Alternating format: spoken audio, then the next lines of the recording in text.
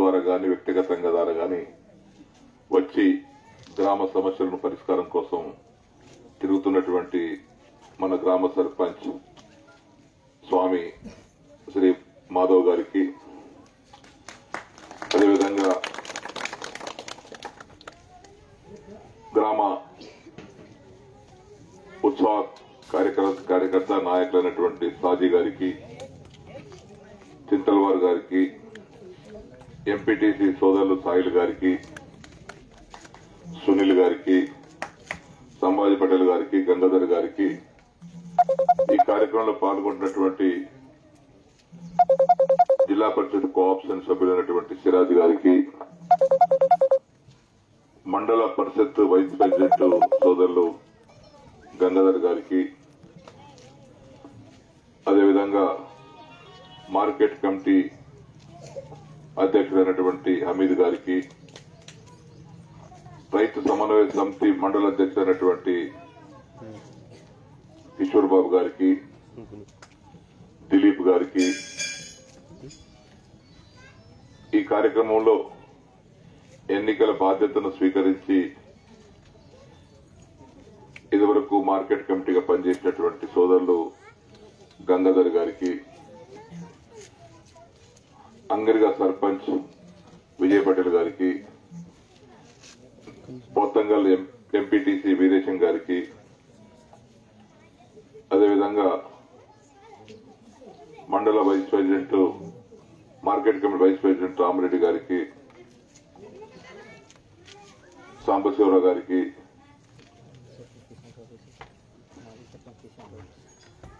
మాజీ సర్పంచ్ అయినటువంటి కిషన్ రావు గారికి, నా రెండవ కుమారుడు ఈ కార్యక్రమాన్ని నిర్వహిస్తున్నటువంటి సురేందర్ రెడ్డి గారికి, తమ్ముడు వీరేశం పటేల్ గారికి, కోటగిరికి వచ్చినటువంటి అవిగరావు గారికి, ఎంపీటీసీ దోమరెడ్డి విఠల్ గారికి, కల్లూరు ఎంపీటీసీ వెంకటరెడ్డి గారికి, పోతంగల్ సొసైటీ చైర్మన్ శాంతేశ్వర పటేల్ గారికి, ఇంకా తర్వాత ఎంపీపీ ప్రెసిడెంట్ సునీత శ్రీనివాస్ గారికి, సోదరులు శ్రీనివాస్ గారికి, కోటగిరికి వచ్చినటువంటి బల్ల మధు గారికి, కల్లూరు సర్పంచ్ లింగప్ప గారికి, సుంకిని గ్రామ పెద్దలకు, సోదరులకు, సోదరిమణులకు ప్రతి ఒక్కరికి పేరు పేరున ప్రెస్ వాళ్ళకు, మీడియా వాళ్ళకు అందరికీ నా యొక్క నమస్కారాలు.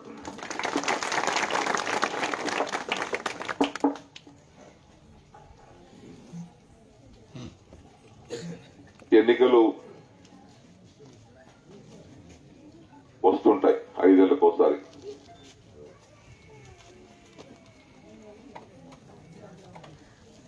ఎన్నికలు వచ్చినప్పుడు ఎవరో నా మాదిరిగా వచ్చి ప్రచారం చేస్తూనే ఉంటారు. గ్రామాలలో, గ్రామ సమస్యలలో, ఈ ప్రాంత అభివృద్ధిలో నేను ఏ సేవలు అందించానో అది ప్రతి ఒక్కరికి తెలుసు. రాష్ట్రంలో తెలంగాణ రాకంటే ముందు పరిస్థితి వేరు, తెలంగాణ వచ్చిన తర్వాత పరిస్థితి వేరు. తెలంగాణ రాకంటే ముందు సమస్యలు అనేకంగా ఉండేవి. మనకు కరెంటు సమస్య ఉండేది, నీటి సమస్య ఉండేది, ధాన్యం కొనుగోలు సమస్య ఉండేది, తాగునీటి సమస్య ఉండేది. గ్రామాలలో మీరు అడుగుతుంటే మా కమ్యూనిటీలు కావాలి, సిసి రోడ్ కావాలి, డ్రైనేజ్ కావాలి అడుగుతుంటే రాసుకొని పోతుంటాం. కానీ రూపాయలు ఇచ్చేవారు లేకపోవటం వల్ల మేము నిస్సహాయం అవుతుంటుంది. పిండిస్తేనే రొట్టెలు చేయగలుగుతాం, పిండి చేయకుండా రొట్టెలు చేస్తాం రాదు. ఇప్పుడు పిండిచ్చే దాత ముఖ్యమంత్రి కేసీఆర్ గారు ఉన్నారు కాబట్టి రొట్టెలు చేసి మీకు వస్తున్నాను. మన గ్రామంలో ఇంతకుముందు స్వామి మాధవ స్వామి అన్నట్టుగా గతంలో చేయకుండా ఉన్నటువంటి పనులలో ఈరోజు మరొక్క గ్రామానికే కోట్ల రూపాయలు ఇచ్చాం. ఒక్కొక్కరు చదువుతాను, మీకు అన్న ముంగట కనబడతాయని. అంగన్వాడీ బిల్డింగ్ కట్టుకోవడానికి పిల్లల కోసం 9 లక్షలు, అదనపు తరగతి గదులు స్కూల్లో కట్టుకోవడానికి 18 లక్షలు, కాంపౌండ్ వాల్ నిర్మాణానికి 10 లక్షలు, కుర్మా కమ్యూనిటీ హాల్కు 10 లక్షలు, లింగాయత్ కమ్యూనిటీ హాల్కు 10 లక్షలు, ఆర్య క్షత్రియ కమ్యూనిటీ హాల్కు 10 లక్షలు, బీరప్ప ఆలయానికి 10 లక్షలు, గ్రామంలో సీసీ రోడ్ వేసుకోవడానికి 30 లక్షలు, గ్రామం నుండి పొలాల వరకు గ్రావెల్ పోసుకోవడానికి 8 లక్షలు, కొత్త డ్రైనేజీలకు గ్రామంలో 20 లక్షలు. మళ్ళా మొన్న వచ్చి సర్పంచ్ గారు సాజీ అందరూ కలిసి వచ్చి, సార్ మా గ్రామంలో పెద్ద డ్రైన్ అవసరం ఉంది, మా పరిష్కారం అవుతలేదు, నీళ్ళని ఊళ్ళకి వస్తున్నాయి, ఆ పెద్ద డ్రైనేజ్ కడితేనే మాకు ఊరు సమస్య వెళ్ళిపోతుందని చెప్తే దానికి 40 లక్షలు, కుమ్మర సంఘం నిర్మాణానికి 5 లక్షలు, చాకల సంఘం నిర్మాణానికి 5 లక్షలు, బోయి సంఘ నిర్మాణానికి 5 లక్షలు, నాయ బ్రాహ్మణ సంఘానికి 5 లక్షలు, విశ్వ బ్రాహ్మణ సంఘం నిర్మాణానికి 5 లక్షలు, సోమేశ్వర ఆలయానికి 5 లక్షలు, సుంకిల్ నుంచి కారేగాం పోయే రోడ్డు చెడిపోతే దాన్ని బీటీ వేసుకోవడానికి 1,20 లక్షలు, బోధన్ నుంచి సుంకిల్ వరకు ఉన్నటువంటి రోడ్డు డబుల్ రోడ్ వేసుకోవడానికి, ఎట్లయితే పెద్ద రోడ్డు మన పోతంగల్లో రుద్రు రోడ్డు ఉందో ఆ మాదిరి వేసుకోవడానికి 12,50 లక్షలు, బోధన్ రోడ్డు మీద ఒక బ్రిడ్జి కట్టుకోవడానికి 2,50,2,50,2,50 లక్షలు. తర్వాత పోతంగల్ చెక్ పోస్ట్ నుంచి ఉన్సా వరకు ఉన్న రోడ్డు సింగిల్ రోడ్డు, దాన్ని మళ్ళీ డబల్ చేసుకోవడానికి 12,50 లక్షలు. ఇవన్నీ మన తెలంగాణ రాకుండా ముందు సాధ్యపడలేదు. మేమెంత ప్రయత్నం చేసినా, ఆనాడు మంత్రిగా ఉన్నా ఇంకేది ఉన్నా అప్పుడు సాధ్యపడలేదు. ఇప్పుడు తెలంగాణ వచ్చిన తర్వాత సాధ్యపడతా ఉంది. ఇదే కాకుండా ఇవన్నీ మీకు చెప్పినవన్నీ కూడా మీకు కన్నా కనబడుతున్నటువంటి పనులు. ఇంకా మొన్న వచ్చినప్పుడు లింగాయత్ కమ్యూనిటాలు, కార్యక్షత్రియ కమ్యూనిటాలు, కుర్ర కమ్యూనిటాలకు, కుర్మ కమ్యూనిటాలకు నేను మొన్న 2 నెలల కింద వచ్చినప్పుడు ఇది సరిపోవు సార్, ఇంకొద్ది ఎక్కువ ఇమ్మని అడిగారు. నేను ఇంకెక్కువ ఇస్తాను కూడా హామీ ఇచ్చాను. తప్పనిసరిగా వారికి కూడా ఇంకెక్కువ నిధులు మళ్ళీ ఇస్తానని చెప్పేసి కూడా నేను గుర్తు చేస్తా ఉన్నాను. 259 మంది పెన్షన్ ఇస్తున్నాం. నెలకు 5,80,000 రూపాయలు ఖర్చు అవుతున్నాయి ఒక గ్రామంకు. రైతు బంధు లేదు ఇంతకుముందు, తెలంగాణ వచ్చినాక రైతు బంధు. మన గ్రామంలో రైతు బంధు ప్రారంభించినప్పటి నుంచి నేటి వరకు మన వానాకాలం వరకు ఇచ్చిన డబ్బు ఎంత అంటే 8,66,09,272 రూపాయలు. కోటిగా సరిపడి వచ్చినా ఇప్పుడు వచ్చిందా?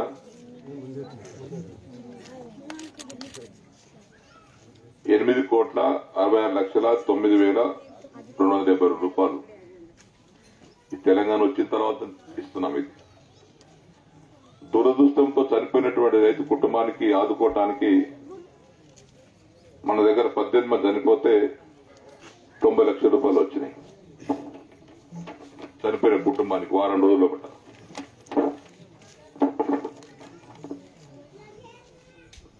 కళ్యాణ్ లక్ష్మి షాదీ ముబారక్ పేరుతోటి 94 మందికి 1,116 చొప్పున 94,10,904 రూపాయలు వచ్చినాయి. ఇదివరకు తెలంగాణ రాకుండా ముందు లేవు. కుర్మ గొల్లల యాదవులకు గొర్రెల పంపిణీకి 73 యూనిట్లకు సబ్సిడీ కింద 1,07,75,000 వచ్చినాయి. సబ్సిడీ మీద ట్రాక్టర్లు 4 వచ్చినాయి. కంటి వెలుగు గ్రామంకి వచ్చి డాక్టర్లను పంపించి దూర ప్రాంతాలకు వెళ్లి కంటి పరీక్ష చేసుకున్నటువంటి పేదవారికి గ్రామానికి పంపించే కంటి పరీక్ష చేస్తే 1,102 మందికి ఇక్కడ కంటి పరీక్ష జరిగింది.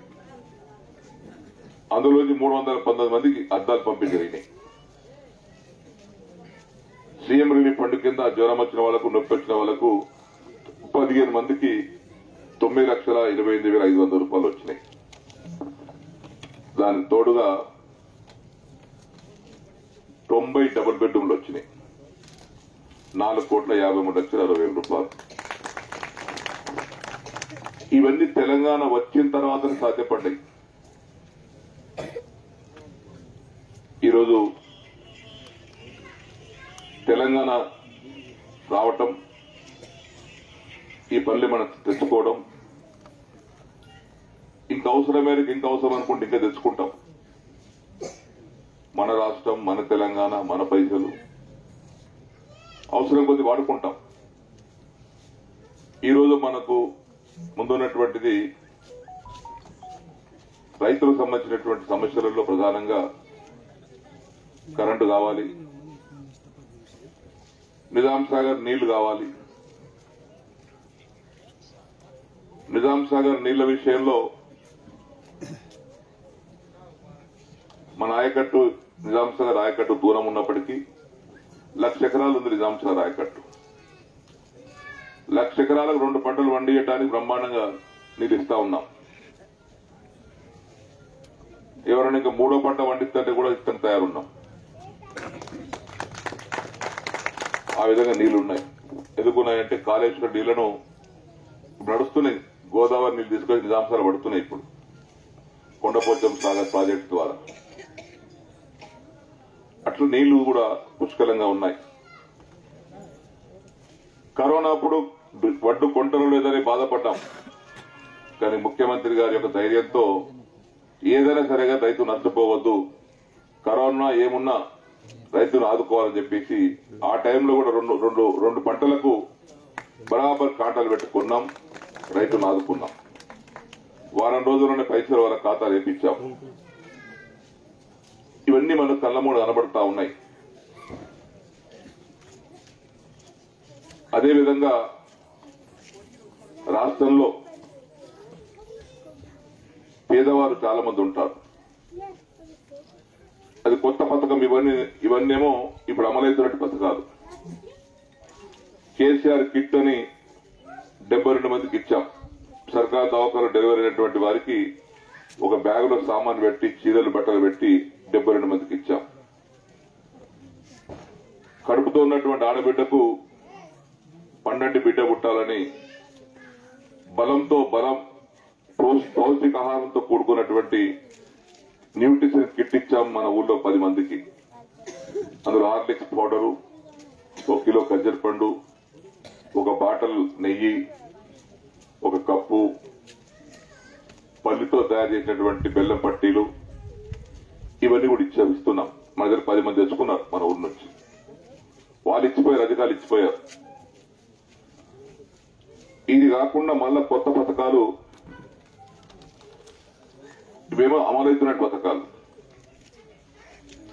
కొత్తగా అమలు చేసేటువంటి పథకాలు ఒకటి, రైతు బంధు ఎట్లయితే చనిపోయినటువంటి కుటుంబానికి 5 లక్షలు వస్తున్నాయో భూమి ఉన్న వారికి వస్తున్నాయి.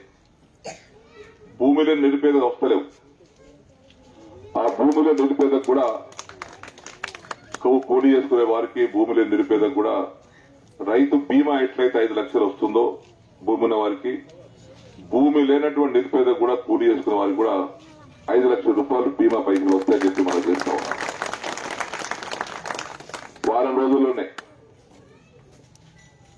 ఇక పెన్షన్ విషయంలో మరొక శుభవార్త. ఆడవారికి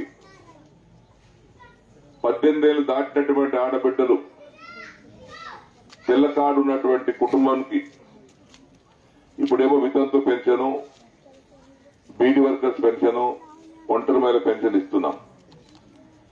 మిగతా వారికి ఏ పెన్షన్ వస్తలేదు. మిగతా వారికి కూడా 18 ఏళ్ళు దాటినటువంటి ప్రతి ఆడబిడ్డకు, తెల్ల కార్డు ఉన్నటువంటి ప్రతి ఆడబిడ్డకు ఎలక్షన్ అయిన వెంటనే నెలకు 3,000 రూపాయలు పెన్షన్ ఇస్తాం. 400 రూపాయలకే గ్యాస్ సిలిండర్ ఇస్తాం. ఫేర్ ప్రైస్ షాపులలో, కంట్రోల్ షాపులలో దొడ్డు బియ్యం బదులు సన్న బియ్యం ఇస్తాం. ఇంకెవరైనా మిగిలిపోయినటువంటి వారు, పేదవారు ఇల్లు కట్టుకుంటామంటే సొంత జాగాలు ఉన్నటువంటి వారికి 2 రూములు కట్టుకోవాలి. చిన్న జాగా ఉంటే 2 రూములు కట్టుకోవాలి. వారికి 3 లక్షల రూపాయలు ఇస్తాం. దాని పేరు గృహలక్ష్మి. నాకు జాగా ఎక్కువ పెద్ద కట్టుకుంటే కట్టుకో, కానీ తక్కువ ఉన్నటువంటి వారు, పేదవారికి డబుల్ బెడ్రూమ్ ఎవరికైతే ఇచ్చినా కట్టుకోలేకపోయారో జాగా తక్కువ ఉండడం వల్ల అటువంటి వారికి 3 లక్షల రూపాయలు ఇస్తాం.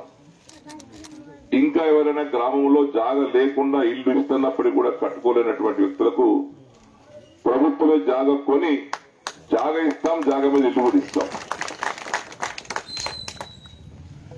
ఇప్పుడున్న 2,000 పెన్షన్ ని ఎలక్షన్ అయినాక 3,000 అవుతుంది.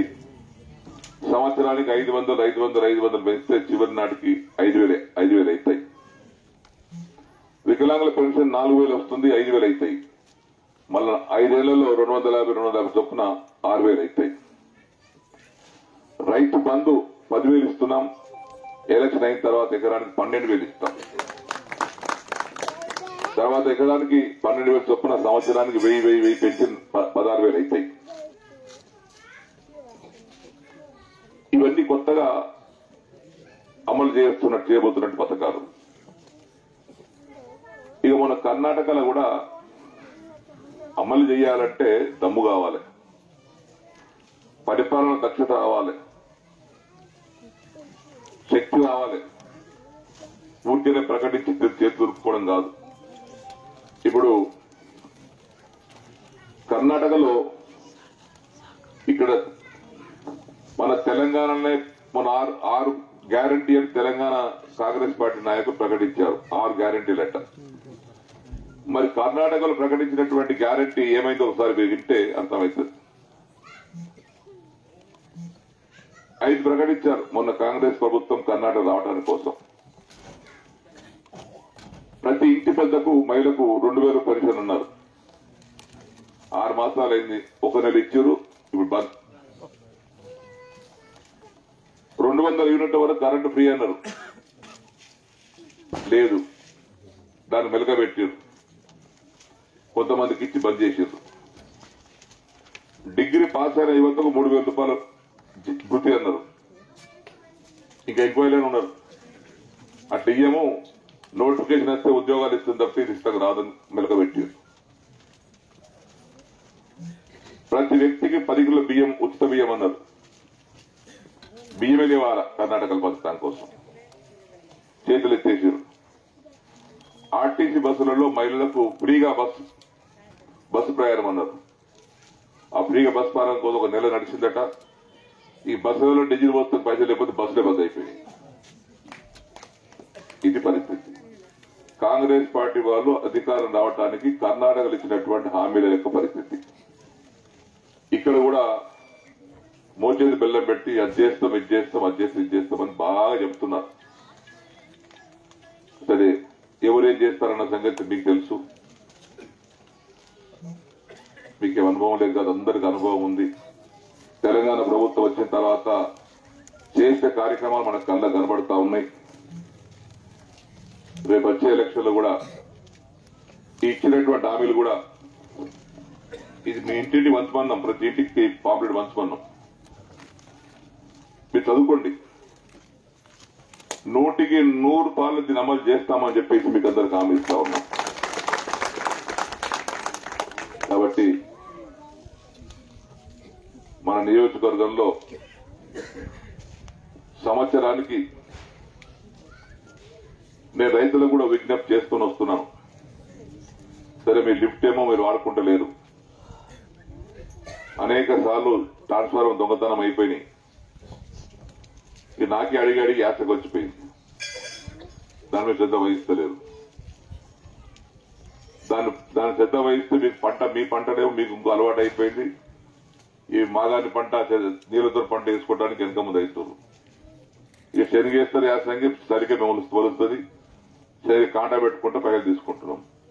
ఆనకాలం వచ్చేకాల సోయాబీన్ వేస్తారు, పంట పండుతూ తీసుకుంటున్నాం. ఇంత పంట పండినప్పటికీ ఇంకా ఎందుకు అనే ఆలోచనతో మీరు వెనక ముందు అవుతున్నారు. మీరు ఎప్పుడు కోరుకుంటే అది తయారుంది. ఇంకో బాధ ఏంటంటే మళ్ళీ ట్రాన్స్ఫర్ కూడా ఎత్తుకపోతారు భయం నాకు. ఇప్పటికే 3-4 సార్లు ఎత్తుకపోయారు, మళ్ళా చేయించిన దానికి. ఆ దొంగ ముండ కొడుకులు అక్కడికి వస్తున్నారు, అందులో ఉన్నటువంటి రాగిని ఎత్తుకొని తీస్తున్నారు. కొల్లూరు ఎత్తుకపోయారు, ఎరుడు ఎత్తుకపోయారు, మనది 3 సార్లు ఎత్తుకపోయారు. అందుకే స్వామి చెప్పిన దాన్ని కాపలు పెట్టు స్వామి, కొద్దిగా లాకేస్తే పడగొట్టారు, అదనకు చుట్టే తీసుకొస్తారు, కొట్టేస్తారు, ఏముంది దొంగలకు. కాబట్టి దాన్ని కొంచెం జాగ్రత్తగా కాపాడుకోవడానికి శ్రద్ధ తీసుకోవాల్సిన మన మాధవ స్వామికి చెప్పాను. ఆ విధంగా చర్య తీసుకోవాలని కోరుకుంటున్నాను. ఎందుకంటున్నానంటే మీ పంట వేసుకున్న దానికి సోయాబీన్ నేను వ్యతిరేకం కాదు. కానీ ఈ సోయాబీన్ పంట, మక్క పంట, మినుము పంట, పెసళ్ళు, తొగళ్ళు సాధారణ వర్షపాతం పడితేనే పంట బాగా వస్తుంది. ఎక్కువైన కష్టమే, తక్కువైన కష్టమే. తక్కువైతే మొలకమొలది, ఎక్కువైతే కుళ్ళిపోతుంది. అదే వరి పంట అయితే ఎక్కువైన బహాదూర్ తక్కువైన బహాదూర్ అంటది. అందుకే ఈరోజు నిజాం సార్ ఆయకట్టు కింద అందరు చెప్తున్నాను, మీకు కూడా వరి పంట వేసుకున్న వాళ్ళకు కూడా ఒక నా సలహా, ఒక రైతు బిడ్డగా. ఇప్పుడు నార్మల్ ఇప్పుడు చేసుకోండి. ఎవరైనా బోర్ ఉన్న వాళ్ళు ఉంటే కరెంట్ ఫ్రీగా ఉన్నది, ఫుల్ గా ఉంది. ఈ నవంబర్ మాసంలో నార్మల్ పోసేసుకోండి. అన్ని ఏరియాలో పోసేసారు. డిసెంబర్ నాటేసుకోవాలి, మార్చి 30 తారీఖులో పోసేసుకోవాలి. ఏప్రిల్ మాసాలు వడగన్న వాన పడుతుంది. వడగన్న వాన పంట నోటికి వచ్చి దెబ్బలు రాలబడ్డాయి అనుకో, కింద రాలిపోతాయి. బస్సు కష్టమవుతుంది, మనకు బాధ కలుగుతుంది. అది ఎప్పుడు వీలు పడుతుంది? మీరు వానకాల పంట ముందేసుకుంటేనే అది వీలు పడుతుంది. వానకాల పంట రోయిన్ కాస్తే నార్మల్ పోసుకోవాలి, జూన్లో నాటేసుకోవాలి, అక్టోబర్ పోసేసుకోవాలి. నవంబర్లో ఉంటే తుఫాన్లు వస్తాయి. ఆంధ్ర తెలంగాణకు బాధ కానీ తుఫాన్ బాధ. సముద్రం మనకు లేదు కానీ ఆంధ్ర సముద్రం ఉంది. బంగాళాఖాతంలో తుఫాన్ వచ్చిందంటే, అల్పపీడనం వచ్చిందంటే వర్షం పడుతుంది. నిన్న మొన్న పడ్డ వర్షం దాందే ఎండబెట్టి తడిచిపోయినాయి. మొన్న పడ్డట్టు వర్షంతో తడిచిపోయినాయి. కాబట్టి తడిచిపోకుండా ఉండాలి, వడగండ్ల వాన పడకుండా ఉండాలంటే మొదటి పంట ముందు జరుపుకోవాలి, రెండో పంట ముందు జరుపుకోవాలి. నీకు అమ్మటానికి కూడా ఫిగర్ ఉండదు. ఎవడో వస్తాడు, బయటికి వెళ్ళి వస్తాడు, ముందు పంట ఎక్కడ ఉందని పరిగెత్తుకొస్తాడు. మన దగ్గర వర్ణి, చందూరు, మొసరా ఇవన్నీ ఏరియాలో, కోటగిరిలో కొంత ప్రాంతం, బీర్పూర్ బాన్సులో కొంత ప్రాంతం 2400 రూపాయలు పచ్చి వడ్డు ఉరకపోయారు. ఎందుకంటే కర్ణాటక లేవు, వడ్డు లేవు, పంట లేదు. మద్రాసు, తమిళనాడు లేవు, ఆంధ్రలో కూడా లేదు పంట. ఈసారి ఎవరైనా దాచుకుంటే, సన్న వడ్డు దాచుకుంటే ఇక్కడికి వచ్చారు. ఈ సంవత్సరం వడ్ల డిమాండ్ బాగుంటుంది, బియ్యం డిమాండ్ చాలా ఉంటుంది. ఎందుకంటే తెలంగాణలో ఉండే పంట ఎక్కడ లేదు. ఆ తెలంగాణలో మళ్ళీ బాన్స్వాళ్ళ టాప్ ఉన్నది అంతకంటే ఎక్కడ మొత్తం కాన్స్టిట్యూన్సీలో. మన ఒక కాన్స్టిట్యూన్సీలోనే దగ్గర అన్ని ధాన్యాలు కలుపుకుంటే 7 లక్షల మెట్రిక్ టన్నులు ధాన్యం పండిస్తున్నాం మనం. ఆబితాబి కలుపుకొని 7 లక్షల మెట్రిక్ టన్నులు ఒక బాన్స్వాడ కాన్స్టిట్యూన్సీ. కాబట్టి ఈనాడు ఈ రైతు బతకాలనే ఉద్దేశంతో కొంత ఆలోచన చేస్తామటు. మీరందరూ కూడా విజ్ఞులు. నేనే కొత్తగా చెప్పాల్సిన అవసరం లేదు, కొత్త వ్యక్తిని కాదు. సరే, మన మీద పోటీకి వచ్చారు, పట్టుకొచ్చి దొరకకపోతే తీసుకొచ్చి నిలబెడుతున్నారు. బీజేపీ పార్టీ నుంచి నిజాంబేగల్ వచ్చిన ఆయన అక్కడ పోయినసారి ఓడిపోయిండు, అక్కడ ఓడించారు. ఒకసారి గెలిచిండు, అది కూడా గెలిచినప్పుడు మన టీఆర్ఎస్ పార్టీ సపోర్ట్ తోనే అప్పుడు కేసీఆర్ గారు వచ్చి ప్రచారం చేస్తే గెలిచిన ఒక్కసారి. ఇక ఆయన వచ్చి పెద్ద మాట్లాడుతుంటాడైతే మన బేవసే పడిపోవాలి. ఆ మాటలు మాట్లాడుతాడు ఆయన. అన్ని పుట్టి అబద్దాలు. ఇక కాంగ్రెస్ ఒక పక్కన వస్తున్నారు, ఆయన ఎల్లారెడ్డి అక్కడ ఓడిపోయాడు. పోయినసారి 35,000 ఓటుతో ఓడిపోయాడు సురేందర్ చేతిలో. ఎక్కడ కథ వేరుంది ఆయనది. ఆ కథలు వేరు ఆయనది, ఈయన కథలు వేరు. ఈయన ఈ ఎడ్ల లక్ష్మీ అని ఒక కథ చెప్తాను. ఏమంటాడంటే, నవ్వాలనో ఎడవాలో నాకు అర్థం కాలేదు కానీ హనుమాన్పేట గ్రామం ఉంది. నేను ఎటువంటి ఉన్నా మీకు తెలుసు, గత 30 ఏళ్ళు చూస్తున్నారు. నా మనస్తత్వం ఏంది, ఎవరికి ఏమంటాను, ఎట్ట చేస్తాను సంగతి మీకు తెలుసు. హనుమాన్పేటలో ఒక దుకాణం ఉంది, నాకు తెలియదు దుకాణం ఎక్కడుందో. అందులో బీజేపీ కార్యకర్త కూర్చుంటాడట. ఒకడు డీసీఎంఎస్ వాడిని తీసుకొచ్చి తాగిండట. కరెంటు కంబ గుద్దుడు, కంబ పడేసాడు, తీసుకుపోయి బేవచ్లో వాడు తీసుకుపోయి ఆ మడిగలు దొరకొట్టాడు దుకాణంలో. అది నడిపించినోడు కూడా బీజేపీ కార్యకర్తనే, మళ్ళీ డీసీఎం నడిపిస్తాడు. తాగింది బాగా. ఎండ లక్ష్మణ్ వచ్చి హనుమాన్పేటకి వచ్చి ప్రెస్ మీట్ పెడతాడు. ఏమంటే, మా కార్యకర్తలు చంపడానికి పోచారం శ్రీనివాసరెడ్డి డీసీఎం తోలేసినాడు. ఇక ఎంత తెలివి ఉందనుకుందామా, ఏమన్నా మాంస లేకుంటే ఏమన్నా మానవత్వం ఉందా? నిజామాబాద్కి వచ్చి ప్రెస్ మీట్ పెట్టిండు ఆ మర్యాద రెడ్డి ఇద్దరు కలిసి. ఆ మర్యాద రెడ్డి బీజేపీలో ఉండగా మీకు అవసరం రా చంపడం గుద్దడం, మీకు అలవాటుగా నాకు కాదరా బాబు. బతికిస్తాం తప్పితే చంపని ఎవరిని, మా సంస్కృతి కాదు.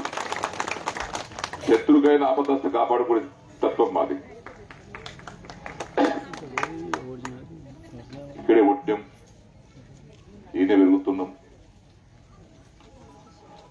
కానీ మీరు ఎక్కడికి వచ్చి అబద్దాలు చెప్పి ప్రజలు మోసం చేయకండి. అప్పుడప్పుడు సీఎం గారు అంటారు ఒక మాట, నాలంటాడు ఒక ఆయన బట్టలు కూడా సూది కింద పడ్డదట. దొరుకుతలేదు, అది చిన్నగా ఉంటే దొరుకుతలేదు, కళ్ళ కనబడతలేదు. దేవుని వెంకటేశ్వర మొక్కుతున్నట, దేవుడా దేవుడా నా సూది దొరకని నీ 10 కిలో చక్కెర పెట్టి పంచుతానని చెప్పాడట.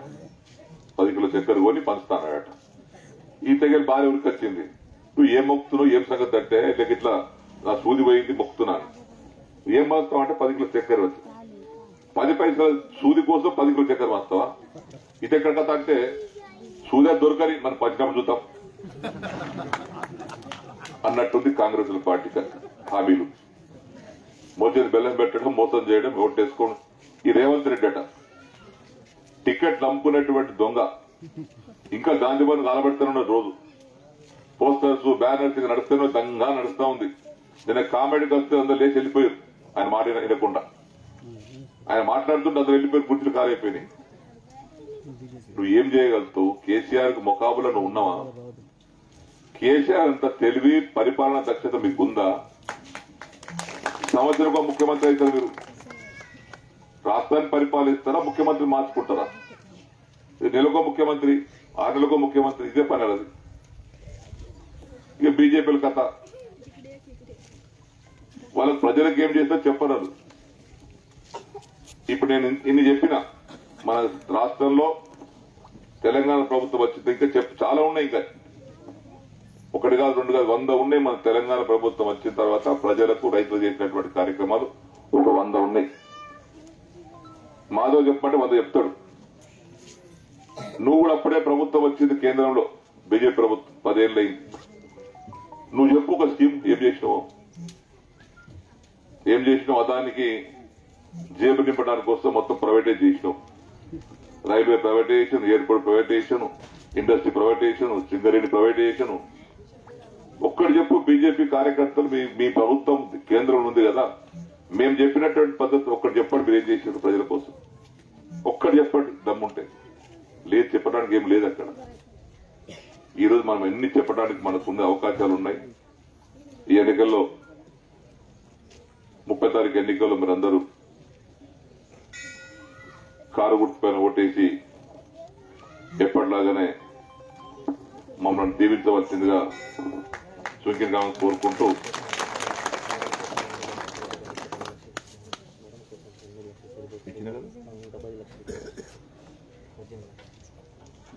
సాజీ అంటున్నాడు 8 లక్షలు ఇచ్చిన ఇంకో 10 కావాలని. పాడి బరే కాపాడుకుంటే 10 కాదు 20 వస్తాయి. పాడి బరే గడ్డేస్తే మళ్ళీ తెల్లారి పాలు పెట్టుకోవచ్చు. నువ్వు అడిగిన 10 లక్షలు కూడా వచ్చేస్తాయి, కూడా వస్తాయి. మనం దున్నపోతు పాలు గడ్డి చేసామనుకో, అది పాలిస్తుందా? ఇవ్వదు. వెనకపోతే దంతది, ముంగడు పోతే పొడుస్తుంది. పాడి బర్రె ఎవరో దున్నపోతే ఎవరో అది మీకు అందరికి తెలుసు. మంచిని మనం పోషించుకుంటే మంచి జరుగుతుంది సమాజానికి. ఆ దేవుడు కూడా మనకు ఆశీర్వదిస్తాడు. కాబట్టి వచ్చే ఎలక్షన్ లో మీ అందరి ఆశీర్వాదంతో కారు గుర్తుపైన ఓటేసి మంచి మెజార్టీ సుంకిని ఫస్ట్ బూత్ కాబట్టి నంబర్ 1, నంబర్ 2 సుంకి నుంచి ప్రారంభమవుతుంది కాబట్టి శుభం పలకవలసిందిగా మీకు అందరూ విజ్ఞప్తి చేస్తూ సెలవు తీసుకుంటాను. జై తెలంగాణ, జై తెలంగాణ. కారు గుర్తుకే, కారు గుర్తుకే, కారు గుర్తుకే.